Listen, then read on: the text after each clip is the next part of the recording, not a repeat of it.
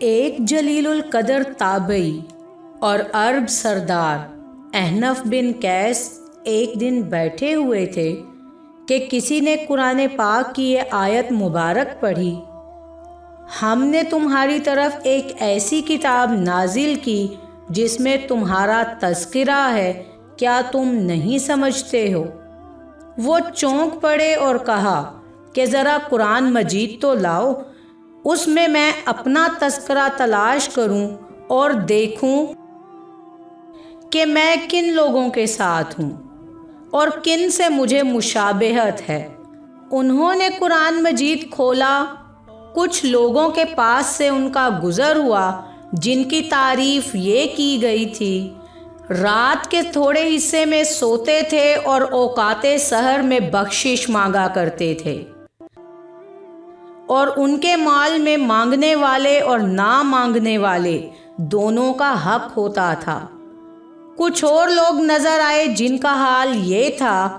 کہ ان کے پہلو بچھونوں سے الگ رہتے ہیں اور وہ اپنے پروردگار کو خوف اور امید سے پکارتے ہیں، اور جو مال ہم نے ان کو دیا ہے اس میں سے خرچ کرتے ہیں۔ کچھ اور لوگ نظر آئے جن کا حال یہ تھا اور جو اپنے پروردگار کے آگے سجدہ کر کے اور عجز و ادب سے کھڑے رہ کر راتیں بسر کرتے ہیں، اور کچھ لوگ نظر میں آئے جن کا تذکرہ ان الفاظ میں تھا: جو آسودگی اور تنگی میں اپنا مال خدا کی راہ میں خرچ کرتے ہیں اور غصہ کو روکتے ہیں اور لوگوں کے قصور معاف کرتے ہیں، اور خدا نیکوکاروں کو دوست رکھتا ہے۔ پھر کچھ اور لوگ ملے جن کی حالت یوں تھی اور دوسروں کو اپنی جانوں سے مقدم رکھتے ہیں، خواہ ان کو خود احتیاج ہی کیوں نہ ہو، اور جو شخص حرص نفس سے بچا لیا گیا تو ایسے ہی لوگ مراد پانے والے ہوتے ہیں۔ کچھ اور لوگوں کی زیارت ہوئی جن کے اخلاق یہ تھے اور جو بڑے بڑے گناہوں اور بے حیائی کی باتوں سے پرہیز کرتے ہیں اور جب غصہ آتا ہے تو معاف کر دیتے ہیں۔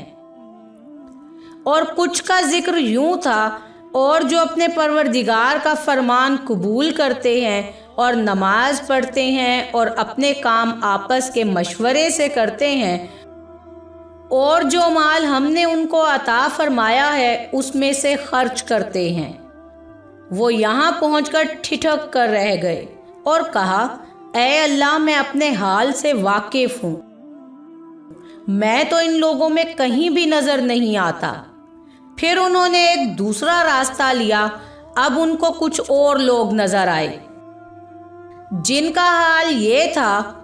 ان کا یہ حال تھا کہ جب ان سے کہا جاتا تھا کہ خدا کے سوا کوئی معبود نہیں تو وہ غرور کرتے تھے اور کہتے تھے کہ بھلا ہم ایک دیوانہ شاعر نعوذ باللہ کے کہنے سے کہیں اپنے معبودوں کو چھوڑ دینے والے ہیں۔ پھر ان لوگوں کا سامنا ہوا جن کی حالت یہ تھی،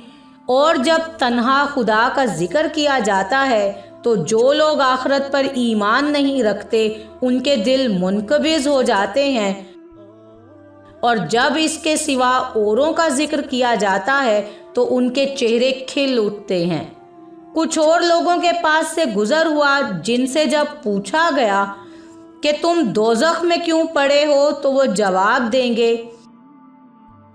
کہ ہم نماز نہیں پڑھتے تھے اور نہ فقیروں کو کھانا کھلاتے تھے، اور ہم جھوٹ سچ باتیں بنانے والوں کے ساتھ باتیں بنایا کرتے تھے اور روزے جزا کو جھوٹ قرار دیتے تھے،